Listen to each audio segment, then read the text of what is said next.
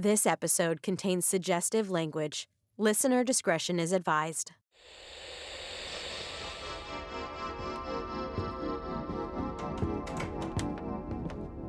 Please, have a seat, Mr. Serge. Mr. Serge. Just Serge. Just Serge, yes. Well, what brings Just Serge to this particular part of the country? You seem to be a man of the world. What is it about Peculiar Springs that made you bite? To be quite honest, Gus, do you mind if I call you Gus? Just Gus. Just Gus. Well, to be quite honest, Gus, I thought I made my intentions clear in the email.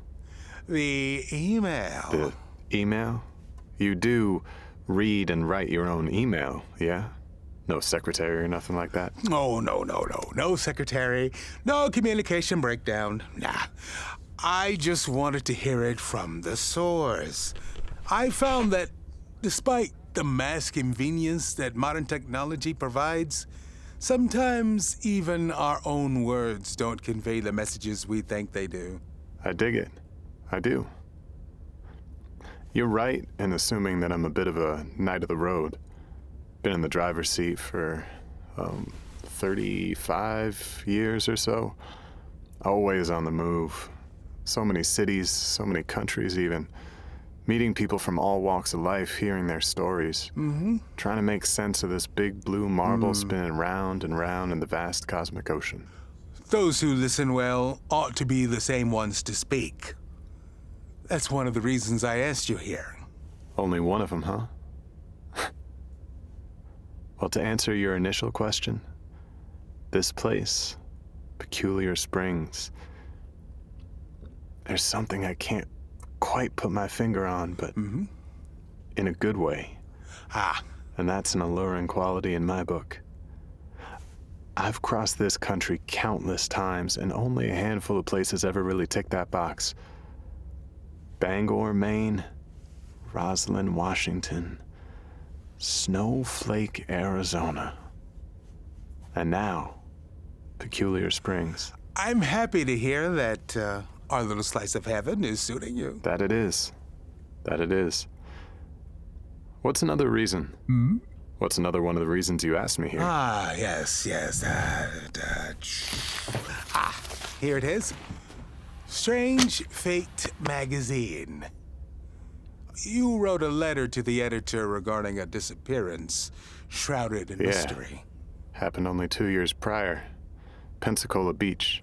Are you familiar with Loch Mohs, Serge? I'm beginning to think I should be. Serge, Loch Mohs is considered to be a special place for those working with the energies of the earth. Perhaps those that can see the energies from above use it as a beacon of sorts. You mentioned in your letter that beam of light wasn't a singular beam of light, but 7 circular beams. Yes, sir, I did. I want you to find the answers you seek, Mr. Serge. I can only help in offering you a platform here at 93.3. Will that help you out, even in the slightest? Even if nothing pans out from it, it'd be nice to get back out on the airwaves again. Yeah, isn't it always? You're free to take over my night shift and go as late into the wee hours as you wish. Just as long as you put everything back just the way you found it and queue up automation before you leave. Do we have a deal? I believe we do, Gus. I believe we do. Lengthy Tangent presents Peculiar Radio, created by J.K. Robbins, starring Lauryn Alvarez as Mallory Brimm, J.K. Robbins as Brandon Bardo, Alyssa Petrey as Mackenzie Mack Harrison, Kate Sheridan as Tamryn Woods, with Jamey Lewis as Gus Fotheringham, guest starring Max Gallo as Serge. Episode 5, The Night Shift.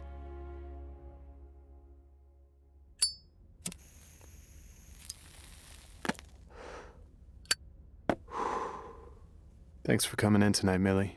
We've got about 20 more seconds before we're back live. Is there anything else I should know about the book before we start the interview?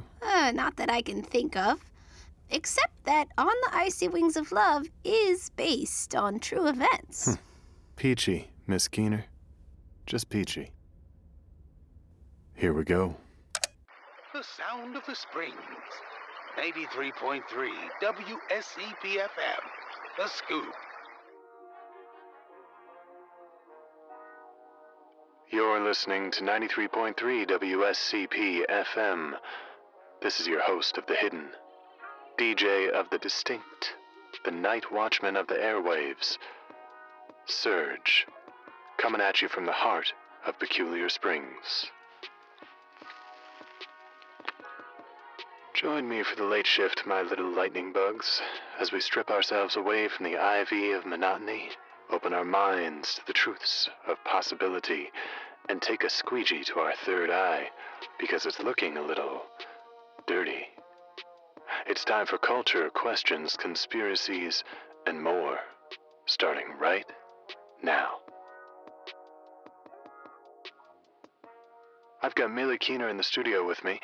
While that name might turn heads as a familiar byline from the Peculiar Springs Inquirer, Millie is also set to become the region's oldest published author with her upcoming debut novel.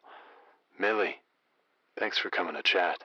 Oh, you have such a lovely voice, young man.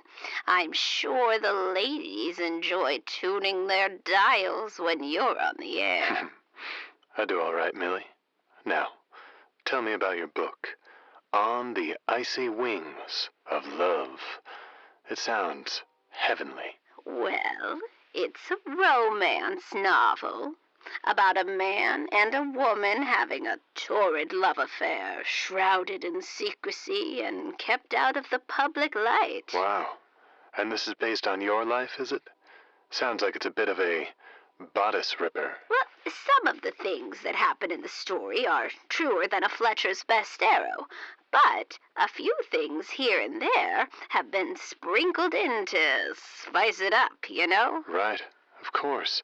A memoir without spice is like a risotto without rice. What? Now, Millie, have you shared some of these stories with any of your cohorts over at Shady Springs Home Care? Well, I started to, but then Roberta developed arrhythmia, and Jack popped 2 buttons off his favorite slacks. Sounds like you've got a way with words, young lady. Stop it, you. So how's about we hear some of this future bestseller? Well, sure.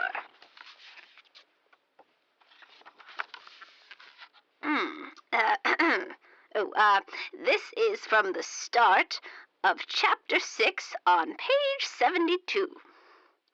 Our main character, Esmeralda, is a young woman who likes to keep to herself, but has recently been stealing away to have a tussle in the sheets with a local businessman. This portion is them discussing whether or not they should keep their relationship a secret from the rest of the town. All right, then. For those of you just tuning in, Serge here, bringing you the exclusive first look from On the Icy Wings of Love, written by Peculiar Springs' own Millie Keener, soon to be the oldest published author in the region. Millie, grace us with your words. Chapter 6, A Frigid Affair. Esmeralda lay sprawled out on her queen-sized bed, adorned in a silky robe, eager for the arrival of Augustus. He said he would be there at 8 o'clock. Esmeralda glanced at her bedside clock, which read 8:07. Augustus was late. He was never late. Just as Esmeralda resigned herself to get up and look out of the bedroom window of her third-floor apartment, she heard a familiar sound of keys inserting themselves into the door lock. "There he is," she sighed softly to herself, remembering that she gave him a spare key the last time they congressed. "I'm in here, Augie." Esmeralda called out. Shuffling was heard from outside the door as Augustus called out, "Here I come, my little cherry."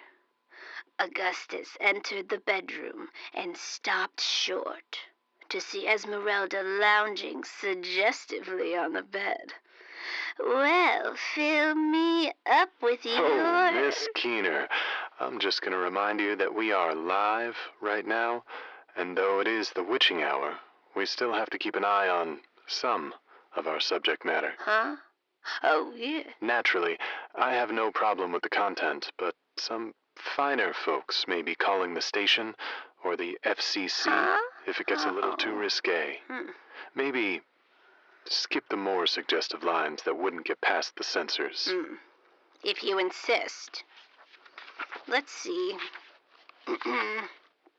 Augustus pulled 2 of them out of his bag and held them up for a grinning Esmeralda.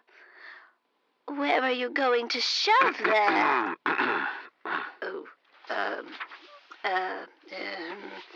Esmeralda rolled onto her stomach and looked up at Augustus with her big blue eyes. "I want you to cover..." 1 second. I guess this whole page is off limits then. How does the censor feel about pegging? Sorry, folks. There's a man dressed in white who just knocked on the studio window. I don't think he's the second coming, or here to whisk me away to a padded cell, but I should probably see what he has to say. Yeah, you can come in. Sorry to interrupt your broadcast, sir, but you've got to wrap it up, Millie. We're going long as it is, and you've got to get back for your sponge bath. Oh, yes. Thank you, my dear. I'll be out in a minute. Who was that Colossus of Rhodes? He is my favorite porter at Shady Springs. He was kind enough to drive me over tonight. Well, I wouldn't want to get on his bad side, so let's wrap this up then. When's the release date, Mill? It'll be out next Tuesday, wherever good books are sold. On the Icy Wings of Love. A novel based on true events. Thanks for stopping by, Millie. It was an absolute pleasure having you. Best of luck with your book and with Mr. The porter? His name is Augustus. Oh. Of course it is. Mm-hmm. Tranquil, refreshing, moist. Experience luxury like never before. For 15 years, Neptune's Kiss has mastered the art of aqua-powered, intimate self-care. Neptune's Kiss. Not just any ordinary bidet. For one unlucky local, no news is bad news. For months, Judy Ruliani was expecting the delivery of a couch from an online retailer. With Neptune's Kiss, you have access to 10 powerful settings to really get into your Mariana Trench. And when you join our Mighty Kraken Premium Membership Club, you can receive a month's supply of carefully curated Icelandic spring water to purify your most tainted. So, the next time you drop anchor, look no further than Neptune's Kiss. Before she left, disappointed, she told me how much she hated Easter. It's nonsense, she said. You don't die an egg. You're born as one. That was about 5 feet tall, by Marvin the Mercurial McCully. Thank you for that piece, Marv. Keep on clucking. We're airing your poetry live on 93.3 WSCP FM, The Scoop. Don't scurry away from the light, my little night crawlers. Step out from the shadows and entrust us with your earnest... Oh, looks like we've got another caller. Hello there. You're on the air. Hello, this is the Springs County Jail. Are you prepared to receive a call from, Harriet Syncopos? County Jail? This should be interesting. Yeah, sure, I'll take the call. Thanks, boss. This call will be recorded for your safety. Serge! Oh, thank goodness we were able to reach you. Gerald, are you filming this? No. They confiscated everything when we got here, sweetie. I'm sorry, ma'am. Do I know you? You may very well know me from another life, though in this one, I don't believe we've yet had the pleasure of meeting. Honey, is that Zachary on the phone? Is he gonna pick us up? Well, Zachary is in Oklahoma with the wife and kids. He can't come bail us out all the way out here. Hush now, this is important. Oh, okay. Now, where was I? Oh, you see, the universe has woven a star-crossed meeting for you and I, because you should know, Serge, what's going on in Peculiar Springs. Hey, Serge? Isn't that the fellow from the radio? Hello there, Serge. Oh, Serge, my husband says hi. All right, cool. Return the sentiments for me, would you? He said hi back. Oh, well, hello there, Serge. Hi, Gerald. You fool, he already said hello. So, what's the deal with you two jailbirds? How'd you wind up in the slammer? Why call the station? We have our one phone call, as you do in prison, and we wanted to use that call to spill the truth live on air. Do you think that Serge would bail us out of jail? That's not why we're calling, Gerald. Stop asking questions. Right, so you used your one phone call to reach out to me to spill the truth. Exactly. What are you telling him? The truth, Jerry, the truth. So, what have you got to tell me, Harriet? Ma'am, your call time is up. Hang on just a moment.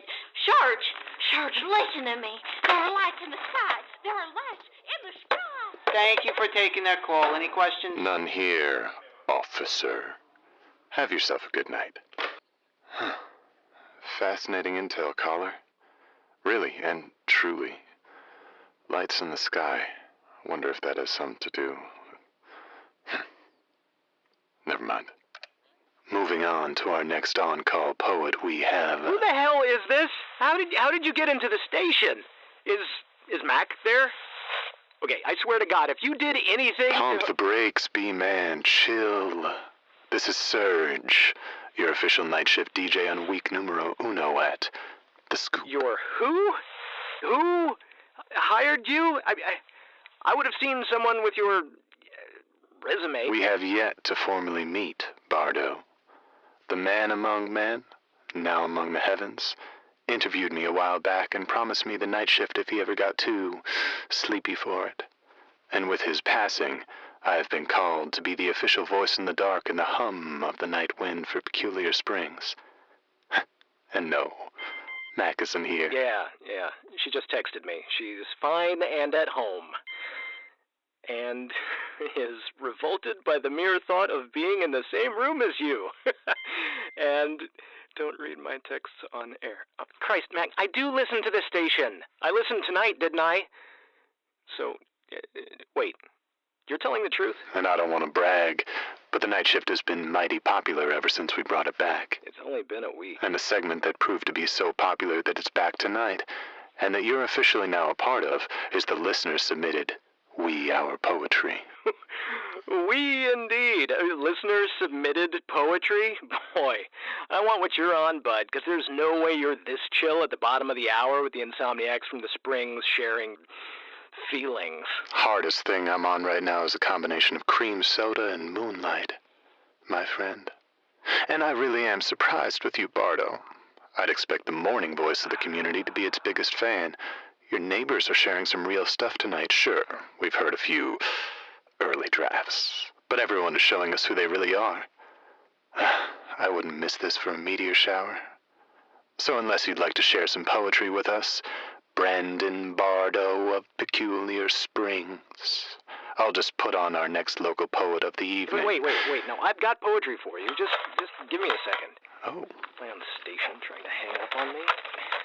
Will this be an original piece? Nervous participants are reminded they can also read a classic if they're not ready to share their own work tonight. Don't be such a prick. Hold on. I'm trying to share my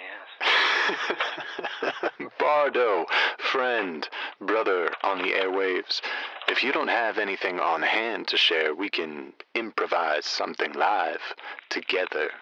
I'll lay down some lines and you try to finish it based on the meter. Actually, I've got some Bukowski right here, so... What's hard to see, but easy to find? Wait, no, I thought these were poems, not riddles. You give your part after my second line. Line and find do not rhyme. Be ashamed of your poetic crime. To chill and unwind, now is your chance. This is for fun. That is my stance. So then, no. My words will kick you in the pants. Your words are as cold as the snow. How sad that you think me your foe. The city's asleep because of your show. Well, I guess you got the rhyming part down, Bardo. Thank you for joining us. Come on, don't chicken out now. That was a warm-up round, right? I'm ready for a limerick battle when you are. I've got other poets on hold, B-Man. We can hit up Nantucket next week. All right. Be like that. Hey, why does Mack hate you so much? Online retailer Peter Couch spokesperson recently released a statement on what is now being called Couchgate. The spokesperson said, Judy's claims were truly and duly unruly. If you're in need of a new sleep aid, try bees. Bees have been a source of a familiar, soothing white noise to people for generations. All right, my children of the night. It's that time to expand our thinking and consider the possibility that Occam's razor isn't always true. To start things off, I've got something interesting for you, and then we'll take some calls. Sometimes I like to browse estate sales. They're windows into someone else's life, like a thrift shop, but they paint a more complete picture, you know. You wouldn't believe the things some families will let go of for a few dollars. Well, I had purchased a box of memorabilia from one such sale years back, and I found an interesting old photograph. In it, there was a posed group of 10 people, 5 seated in front, 5 standing behind. What drew my attention to this photo was this. Not a single person in this picture looked like they belonged to the same decade. Their hairstyles and clothing were all completely out of place with each other. Now, I thought to myself that that was interesting and all, but it could easily have been a theme party or set of a movie or something. I didn't think too much of it until I took the time to peruse some of the other items in the box. There were a few papers, some handwritten letters, and several VHS tapes with no labels. What I'm about to play is the audio from an infomercial recorded on one of those tapes. I apologize you won't get the full effect, this being radio and all. To paint a picture, it seems to be from the early 50s. Oh, and I'm afraid there's a fair amount of distortion and degradation, but I think there's enough to pique your interest. Here we go.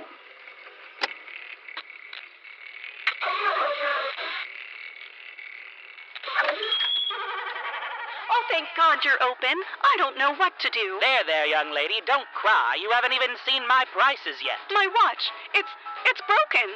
I haven't been on time to a single appointment today. Sounds like you need a new watch fast. You need the Fire Watch from Atomics. The Fire Watch from Atomics?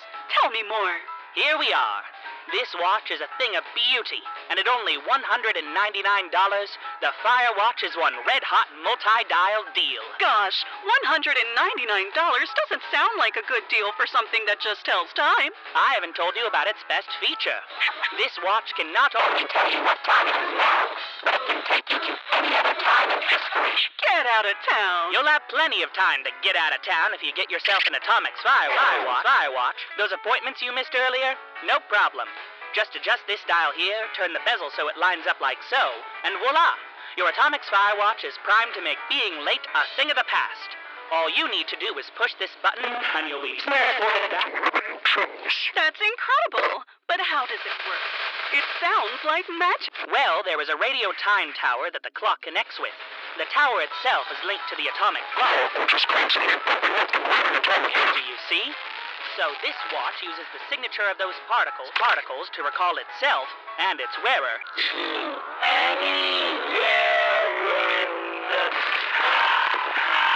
Why, that's marvelous. But what about what... Of course not. You can only spend a certain amount. Thankfully, your atomic spy watch will start that countdown for you. It takes a sample of turn trip automatically.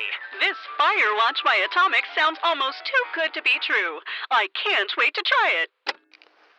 Well now, wasn't that a really weird spot, friends? There was a note in the box that seemed to claim it was from a late-night infomercial that ran for only a few nights. Let's pause here to remember the photograph I mentioned at the top of the segment. Upon closer inspection, I noticed one detail in particular. All 10 of those people were wearing the same watch. The very same watch from the commercial I have just finished playing for you tonight. Odd, ain't it? Why don't you mull that one over, and let's take some calls. The sound of the springs.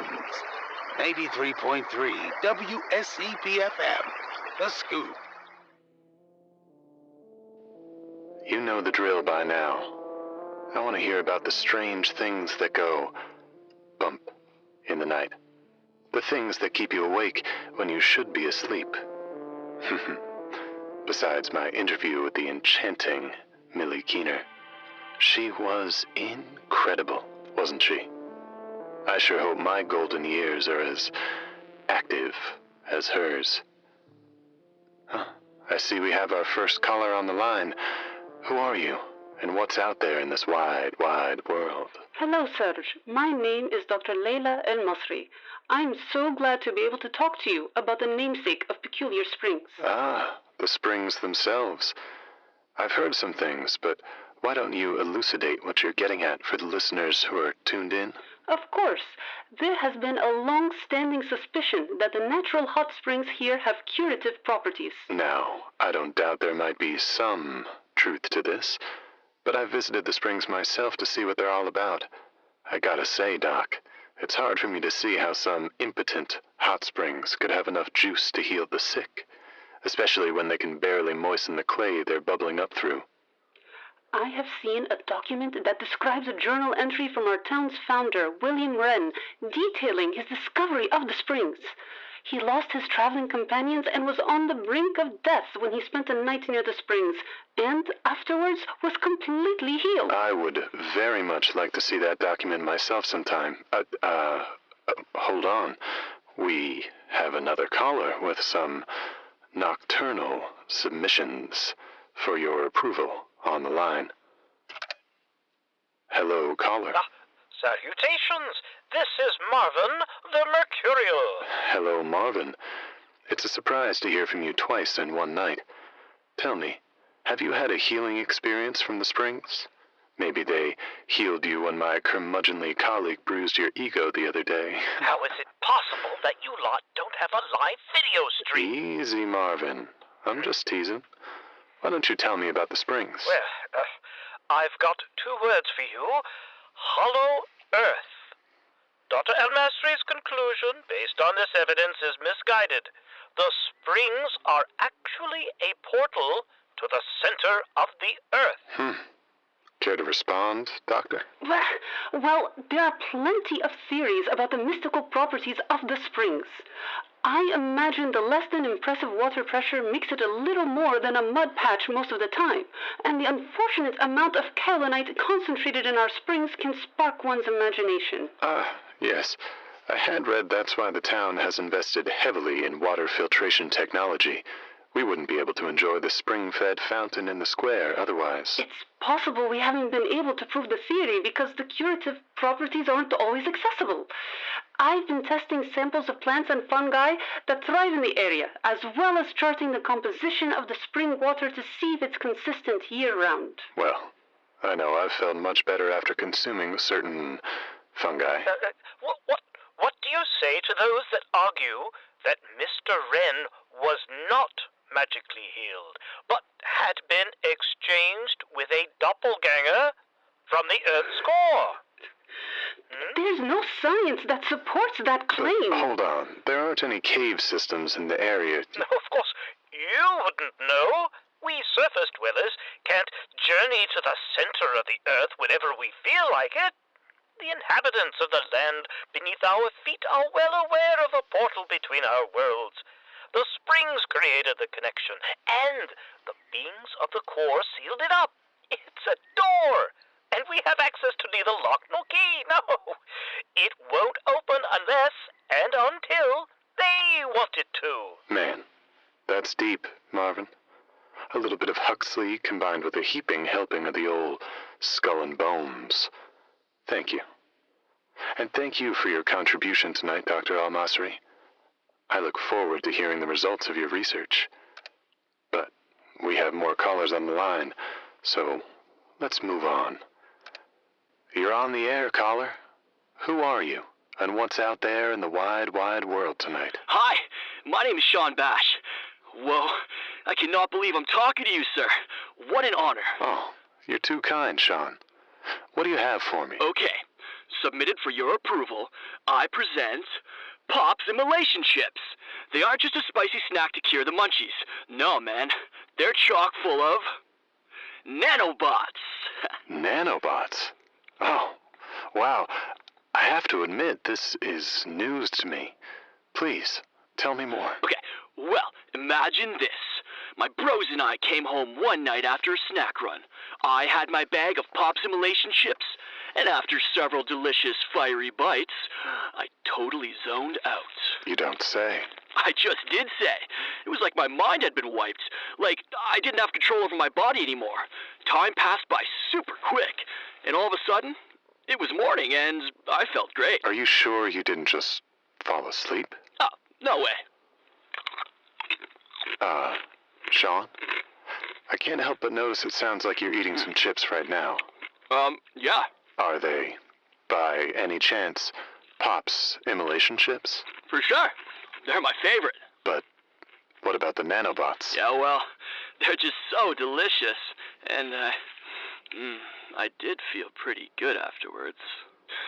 I couldn't find any evidence of me doing nefarious things against my will, so I don't know. Maybe everyone should eat some or whatever. I mean, I feel pretty good. If you ate some Pops Immolation chips, you could. Well, I, for one, will be saying no thank you to that particular treat.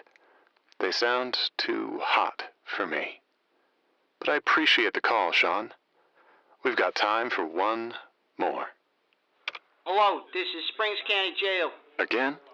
Is something the matter, officer? Are you prepared to receive a call from Gerald Syncopos? Oh, Jerry and I go way back. Couple segments at least. Go ahead and put him through. Zachary, it's your father.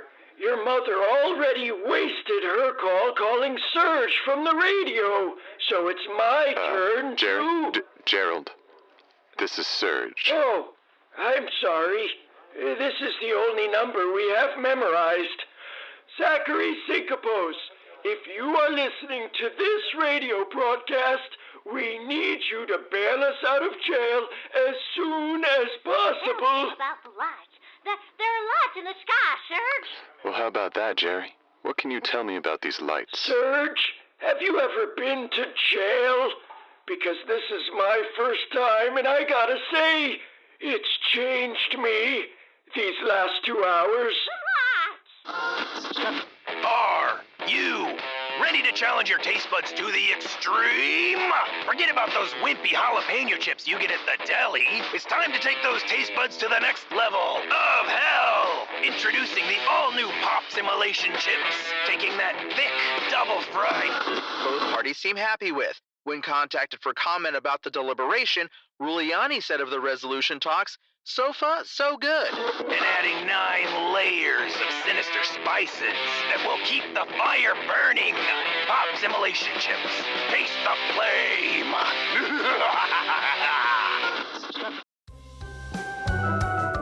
Okay, we've got to stop meeting like this.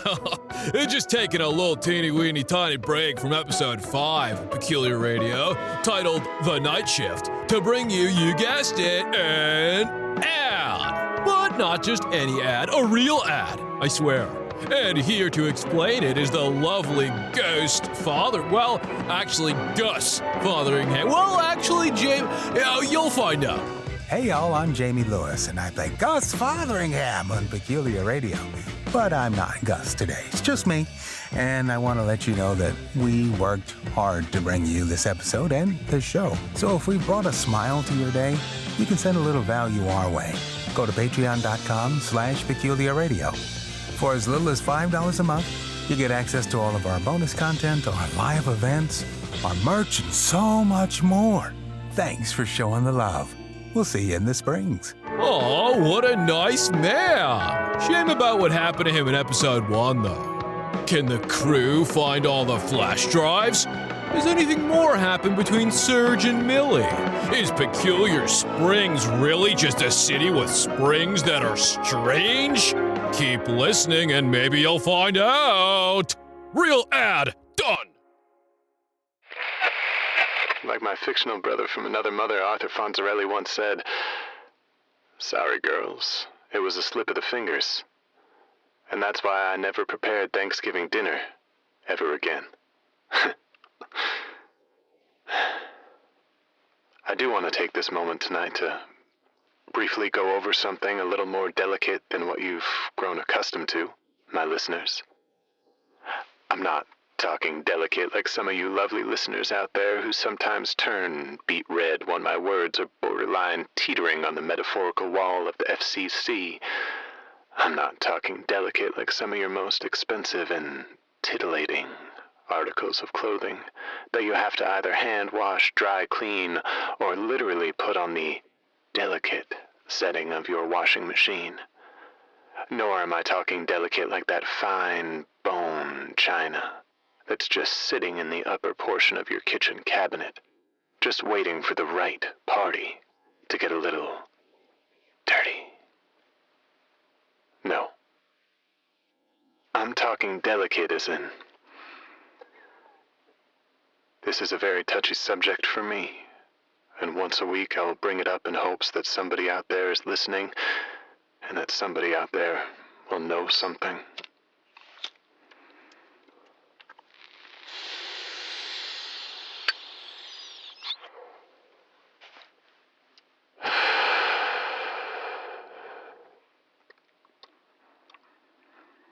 On the night of November 11th, 1987, a young man of 17 years of age by the name of Simeon Headley disappeared.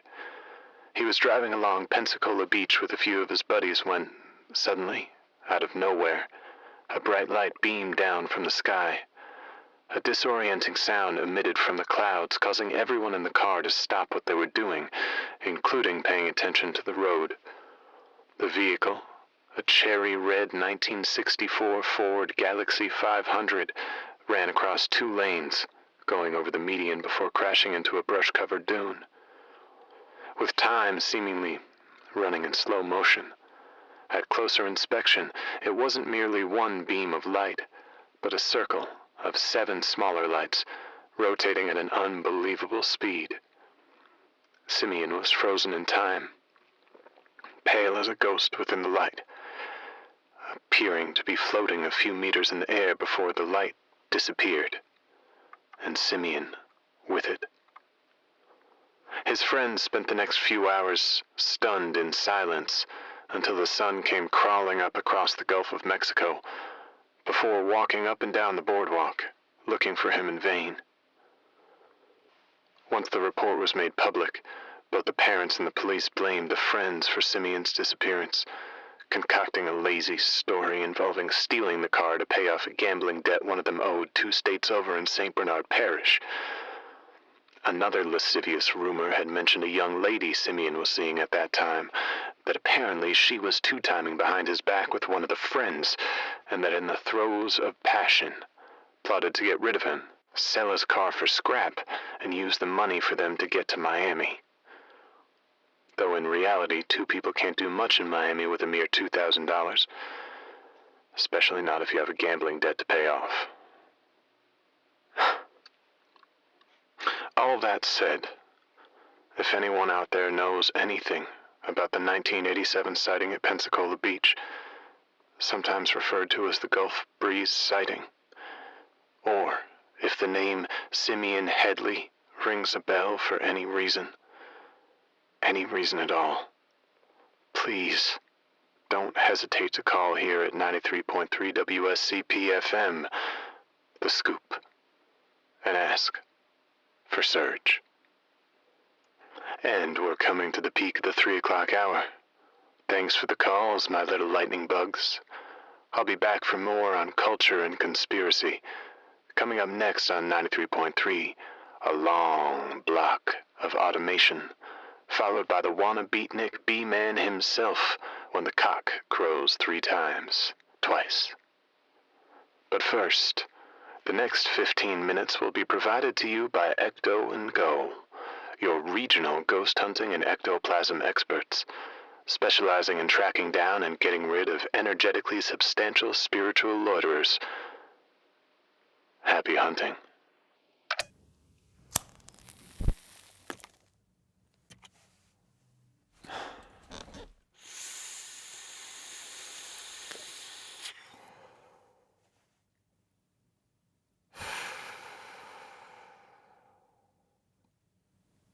Happy hunting indeed.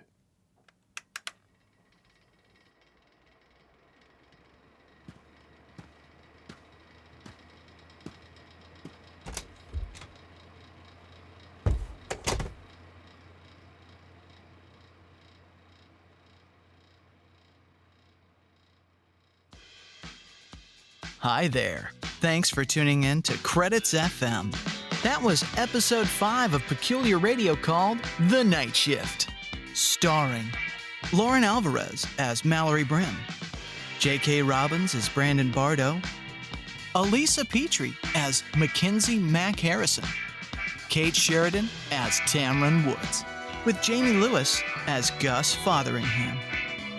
Guest starring Max Gallo as Serge, also featuring Alyssa Esteban as Harriet, Anthony Romanelli as Gerald, D. Henry Hanson as Geno, Brandon Ipock as Officer, and the velvety tone you're enjoying now, Jordan Horban as Sean Bash, Marcia Dunbar as Felicia, Neda El Sayed as Dr. Layla Al-Masry, Rose Hahn as Millie Keener, Scott R. McKinley as Marvin the Mercurial, Theodorus Cassipetus as Augustus.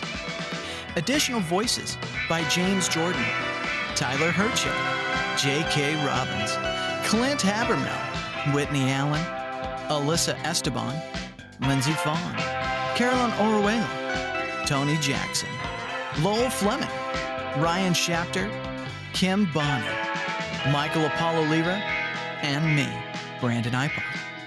Directed by Alyssa Petrey.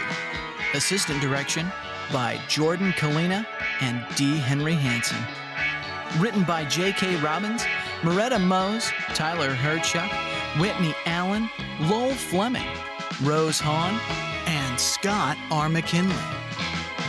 Theme song by Alex Burnham. Composing by Dan Lesniak and Jordan Horban. Sound design by Lindsay Fawn and Tyler Hyrchuk. Assistant sound design by Alyssa Petrey. Sound engineering by Alyssa Petrey. James McGowan, Jamey Lewis, Clint Habermel, Marcia Dunbar, and Merete Mohs. Casting by Max Gallo. Produced by Lindsay Fawn, Tyler Hyrchuk, and Merete Mohs. Production coordination by Merete Mohs. Executive production by Alyssa Esteban. Auf Wiedersehen.